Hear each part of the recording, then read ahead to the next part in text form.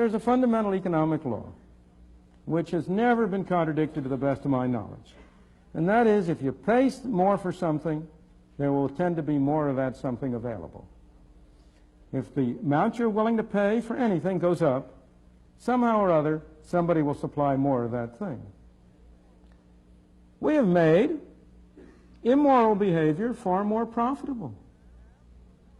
We have, in the course of the changes in our society, been establishing greater and greater incentives on people to behave in ways that most of us regard as immoral. On each of us separately, we've all been doing it. One of the examples that has always appealed to me along these lines is the example of Great Britain. Not now, but in the 19th century, 18th century. You know, in the 18th century, Britain was regarded as a nation of smugglers, of law avoiders, of people who broke the law. In the 19th and early 20th century, Britain got the reputation for being the most law-obedient country in the world, an incorruptible civil service.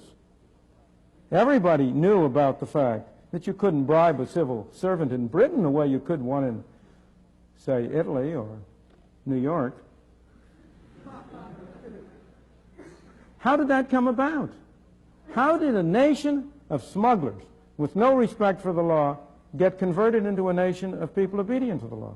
Very simply, by the laissez-faire policy adopted in the 19th century, which eliminated laws to break. If you had complete free trade, as you did after the abolition of the Corn Laws, there was no more smuggling. It was a meaningless term. You were free to bring anything into the country you wanted. You couldn't be a smuggler. It was impossible. If you didn't need a license to establish a business, you didn't need a license to open up a factory, what was there to bribe a civil servant for? The civil servants became incorruptible because there was nothing to bribe them for. Now, of course, these patterns, there's a cultural lag, as you have all learned in your anthropology courses. And these patterns, once they develop, last for a while. But what has been happening in Britain in the last 30 and 40 years is Britain has been moving away from essentially laissez-faire and toward a much more controlled and centralized economy. This reputation for law obedience is disappearing. You've had repeated scandals about ministers of the government, about members of parliament, about civil servants who have been bribed, about the rise in gang warfare and the rest. Why? Because you're establishing an incentive. You've got more laws to break now. It's much more fundamental. When the only laws are those laws which everybody regards as right and valid, they have great moral force. When you make laws that people separately do not regard as right and valid, they lose their moral force. Is there anybody in here who has a moral compunction to speeding? I'm not saying you may not have a prudential objection to speeding.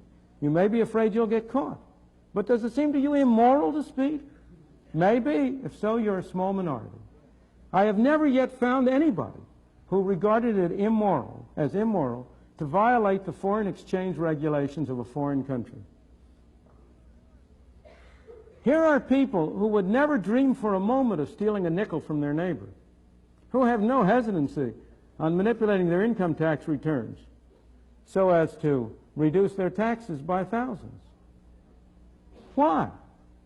Because the one set of laws have a moral value that people recognize independent of the government having passed these laws. The other set do not appeal to people's moral instincts. So I believe, well, let me give you some more examples from the United States. Prohibition of liquor, which was attempted, as you know, had disastrous effects on the climate of law, obedience, and morality. Something which had been legal, to buy and drink some alcoholic beverages, became illegal. And you converted law-abiding citizens into bootleggers.